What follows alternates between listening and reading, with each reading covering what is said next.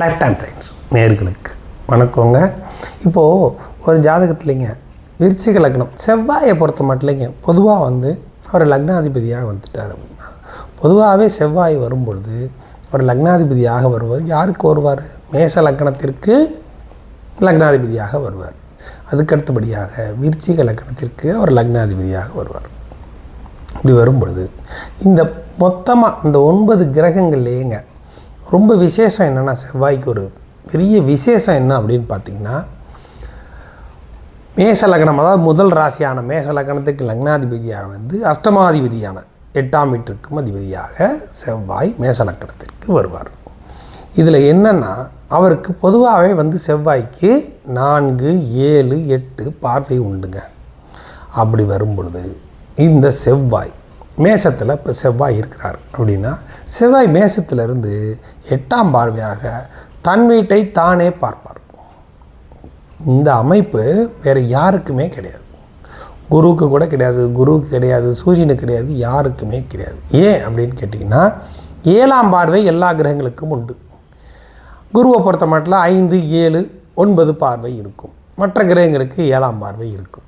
ஆனால் இந்த செவ்வாய் மட்டும் 7 இல்லாமல் 4, 8 2 பார்வை வரும் பொழுது அந்த 8ஆம் வீட்டிற்கும் அதிபதியாக வருவதால் அவர் தான் வீட்டில் இருந்து கொண்டே தன்னுடைய இன்னொரு வீட்டை பார்க்கக்கூடிய அமைப்பு செவ்வாய்க்கு உண்டு. அதே சமயம் நம்ம காலப்புருஷத்துவப்படி பார்த்திங்கன்னா, லக்னம் என்றால் உயிர், 8ஆம் வீடு என்றால் அஷ்டமம், அதாவது ஆயுள். உயிர் ஆயுள் ரெண்டுக்குமே அதிபதியாக அவர் அந்த அதில் வர்றார்.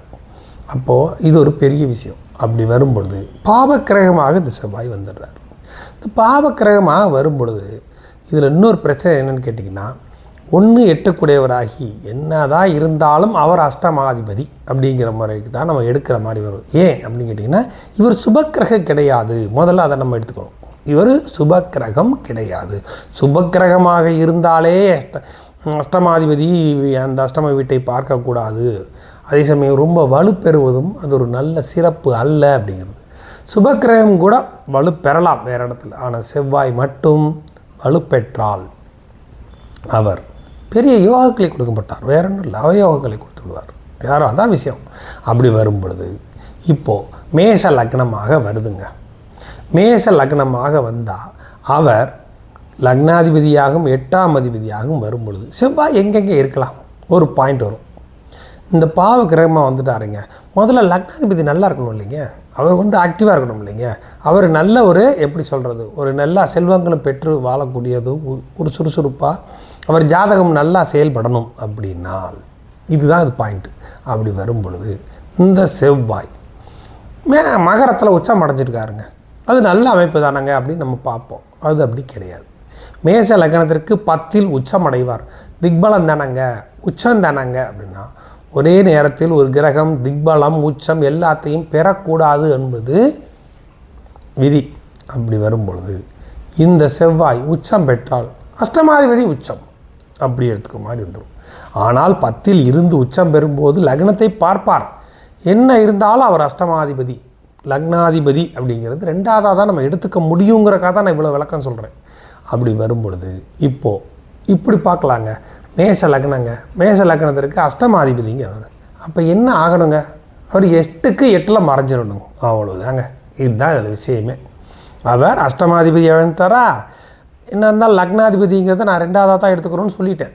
அப்படிங்கிறப்போ அஷ்டமாதிபதி மறைஞ்சாலே லக்னாதிபதி யோகராகிடுவார். இதுதான் அப்படியே அப்படியே ஃபார்முலா அப்படியே மாறும், வேறு ஒன்றும் கிடையாது. அப்போ 8க்கு 8இல் மறைந்து விட்டால் யோகத்தை கொடுத்து விடுவார். இதுதான் சூட்சுமம். அப்போது எப்படி வரும்? மேஷ லக்னம், லக்னத்திற்கு லக்னாதிபதி 8ஆம் அதிபதி, 8க்கு 8 எங்கெங்க வரும்? மிதுனம் வந்துடும். அப்போது லக்னத்திற்கு 3ஆம் வீடு இங்கே இருக்கணுங்க. மேஷ லக்னத்திற்கு லக்னாதிபதியாக செவ்வாய் அவர் மேஷத்திலேயோ விருச்சிகத்திலேயோ மகரத்திலேயோ உச்சம் பெற்றோ இருந்தால் அது மிகப்பெரிய சிறப்பு என்று சொல்ல முடியாது. நீங்கள் ஜாதகத்தில் நிறைய ஜாதகத்தில் எடுத்து பாருங்கள். நான் சொல்கிற இந்த பாயிண்ட்டை மட்டும் வச்சு எடுத்து பாருங்கள், உங்களுக்கு விடை கிடைக்கும். அதுக்கு அடுத்தபடியாக இன்னொரு சந்தேகம் எல்லாருக்குமே வரும். 5ல் இருக்கலாமேங்க. 5 வந்து ரிஷபம் சிம்மம் தானேங்க, நல்ல விஷயந்தான். 5ல் இருக்கலாம், தப்பு இல்லை. இருந்தாலும் இந்த இடத்துல நான் ஏன் அதை கொண்டு வரல அப்படின்னா, அவர் பாவக்கிரகமாக வந்து மூலத்திரிகோணத்தில் அவர் பெரிய யோகங்களை கொடுப்பதில்லை, இருந்து கெடுப்பார், வேற ஒன்றும் இல்லை. ஏன் அப்படின்னா அடுத்து அங்கேயும் அதே அந்த சயின்ஸ் வந்துடும். 5ல் இருந்தால் என்ன பண்ணுவாருங்க, நான் சொன்ன மாதிரி 4ஆம் பார்வையாக நேராக விருச்சிகத்தை பார்த்துடுவார். அப்போது கொடுத்து கெடுப்பார். அப்போ அது ஒரு நல்ல சிறப்பான அமைப்புன்னு சொல்ல முடியாதுல்ல. அப்படி வரும் பொழுது இவர் 3ஆம் வீடான மிதுனத்தில் இருப்பது நல்ல அமைப்புங்க. லக்னத்திற்கு 3ஆக வருவார், 8க்கு 8ல் மறைவார். லக்னத்திற்கும் கிட்டத்தட்ட 3ல் லக்னாதிபதி 3ல் மறைவது பாபக்கிரகமாக வந்து உபஜயஸ்தானத்தில் இருப்பது யோகம். இப்போ வந்துருச்சுங்களா அந்த விட. இதை நான் சொன்னதை பூரா நோட் பண்ணி வச்சுட்டு நான் சொன்ன கணக்குப்படி செவ்வாயை பாருங்கள், விட கிடைக்கும்.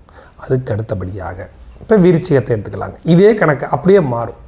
இப்போது செவ்வாய் அங்கே இருக்கிறாருங்க, மேஷத்துக்கே நான் சொல்லிடுறேன். மேஷத்தில் செவ்வாய் இருக்கிற, மேஷ லக்னத்திற்கு 3ல் செவ்வாய் இருக்கிறாருங்க. அப்படிங்கிறப்போ குரு சேர்ந்துருந்தார் அப்படின்னா நல்ல அமைப்புங்க. ஏன் அப்படின்னு கேட்டிங்கன்னா, லக்னத்திற்கு 3ஆம் வீட்டில் குரு இருந்தால் 9ஆம் வீட்டை பார்ப்பார். இப்போ இங்கே என்ன நடக்குது, லக்னாதிபதியும் 9ஆம் அதிபதியும் சேர்ந்து 9ஆம் வீட்டை பார்ப்பார்கள். வந்துருச்சுங்களா கணக்கு, சரியான அமைப்புங்க. அப்போது மேஷ லக்னம், லக்னத்திற்கு 3ல் குருவும் செவ்வாயும் 2 பேரும் சேர்ந்து 9ஆம் வீட்டை பார்ப்பார்கள். குரு செவ்வாய் கூட சேர்றதுனால கெட்டு போயிடுவார். ஆனால் இந்த இடத்துல அந்த பாதிப்பு வராது. ஏன் கேட்டிங்கன்னா அவங்க 9ஆம் வீட்டை பார்க்கிறார்கள். அப்போது இந்த லக்னத்திற்கும் அவர் லக்னாதிபதியாக செவ்வாய் வந்து 9, 12 குடையவராக குரு வந்து 9, 12ஆம் வீட்டோட குரு தொடர்பு கொள்ளாமல் 9ஆம் வீட்டை பார்ப்பது அம்சமான அமைப்பு. இப்படி இருக்கணுங்க. அதுக்கு அடுத்தபடியாக விருச்சிக லக்னத்துக்கு வருவோம். இப்போ அங்கேயும் செவ்வாய் தானே. அப்போ செவ்வாய் வரும்போது இங்கே எப்படிங்க வர்றாரு, 1, 6 குடையவராக வந்துடுறாருங்க. 1, 6 குடையவராக வரும்போது இங்கேயும் அதே தானே. 1, 8க்கு எப்படி பேசிகிட்டு இருந்தோமோ அதே சமயம் 6ஆம் அதிபதிங்கிற அந்த இடத்த பெற்றுறாருல அவர், இந்த வீட்டுக்கு அதிபதியாக வந்துடுறாருல. அப்படிங்கிறப்போ இதுக்கும் அதே தான். விருச்சிக லக்னமாக வந்துருச்சுங்க, 3ல் செவ்வாய் உச்சங்க. அது தன்னைத்தானே அழிச்சக்கூடிய அமைப்பை கொடுக்கும். ஏன்னா இது அதை விட கொடுமை. 3லேருந்து 6ஆம் வீட்டை அவர் பார்ப்பார். அவர் அதிக கோபக்காரராக, அவரால் எந்த இதையுமே செய்யலான்னு நினச்சாலும் செய்ய முடியாத அளவுக்கு கிரக அமைப்புகள் அவரை கெடுக்கும். சரிங்க, இப்போ இவர் இந்த லக்னத்துக்கு எங்கே தான் இருக்கலாங்கிறீங்க அப்படின்னா, இந்த லக்னத்தில் விருச்சிகத்தில் இருப்பது சிறப்பு என்று நான் சொல்ல மாட்டேன். ஏன்னா 6ஆம் அதிபதி வலுப்பெறக்கூடாது. 6ல் இருக்கலாமா, அதுவும் ஆகாது. 3ல் இருக்கக்கூடாதுன்னு ஏற்கனவே சொல்லிட்டேன். இப்போ நம்ம திருப்பி விஷயத்துக்கே வந்தோம்னா, இப்போது 6ஆம் அதிபதியாகி 6க்கு 8ல் மறைந்தால் லக்னத்திற்கு வருவார். அது அப்படியே மாறும். 6க்கு 6ல் மறை வேண்டும். அப்போ 6க்கு 6னா என்னங்க, 6 வந்து மேஷம். விருச்சிக லக்னத்துக்கு 6 வந்து மேஷம். மேஷத்துக்கு 6 எதுங்க வரும், கன்னி வரும். கன்னியில் செவ்வாய் இருக்கும். ஆக மொத்தத்தில் விருச்சிக லக்னத்திற்கு நல்ல யோகத்தை கொடுக்கலாம் அப்படின்னு வந்தால் அவர் 11ல் இருக்கலாம். கன்னியில் இருப்பது அம்சமான அமைப்பு. ஏன்னா லக்னாதிபதி 6ஆம் அதிபதியாக வந்து 6க்கு 8க்கு 6, 6க்கு 8 வந்துடுறாருங்களா, அம்சமான அமைப்பு. அதில் இன்னொரு பெரிய ஒரு யோகம் இருக்குதுங்க. இந்த 9ஆம் அதிபதியான சந்திரனும் சேர்ந்து 11ல் இருக்கிறாரா, உங்கள் ஜாதகத்துலேயும் நீங்கள் பாருங்கள். விருச்சிக லக்னங்க, 11ஆம் வீட்டில் சந்திரனும் செவ்வாய்ங்க, நீங்கள் தாங்க கொடுத்து வச்சோங்க.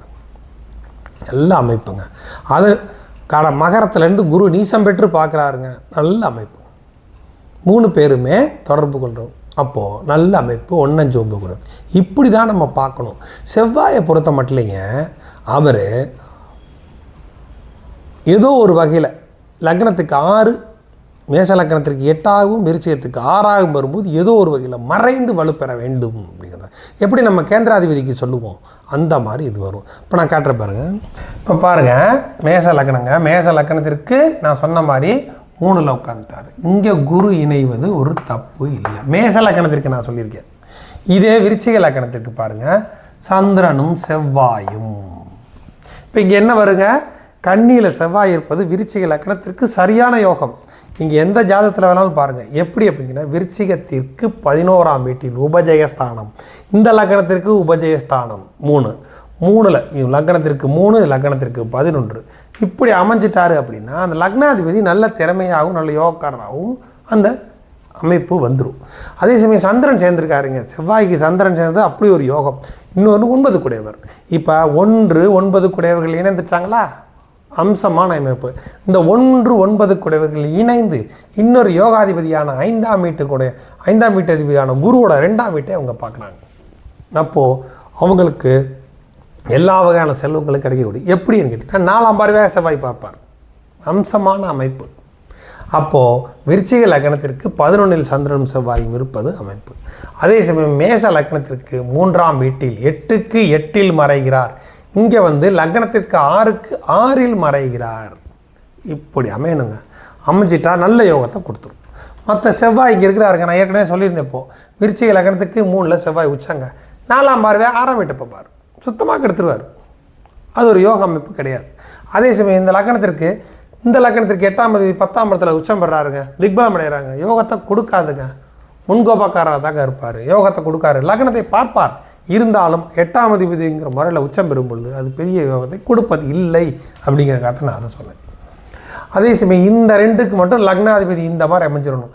மேச லக்னத்திற்கு 3ல் மிதுனத்தில் இருக்க வேண்டும். விருச்சிக லக்னத்திற்கு 11ல் கன்னியில் இந்த செவ்வாய் இருக்க வேண்டும். இந்த செவ்வாயோட குரு இணைவது நல்ல அமைப்பு. இந்த லக்னத்துக்கு சந்திரன் இணைவது அம்சமான அமைப்பு. எப்படி அப்படின்னு பார்த்தீங்கன்னா, இவங்க 2 பேரும் சேர்ந்து 9ஆம் வீட்டை பார்ப்பார்கள். இங்கே 9ஆம் அதிபதி லக்னாதிபதியோட இணைவார். இப்படி அமைஞ்சிருக்கும்.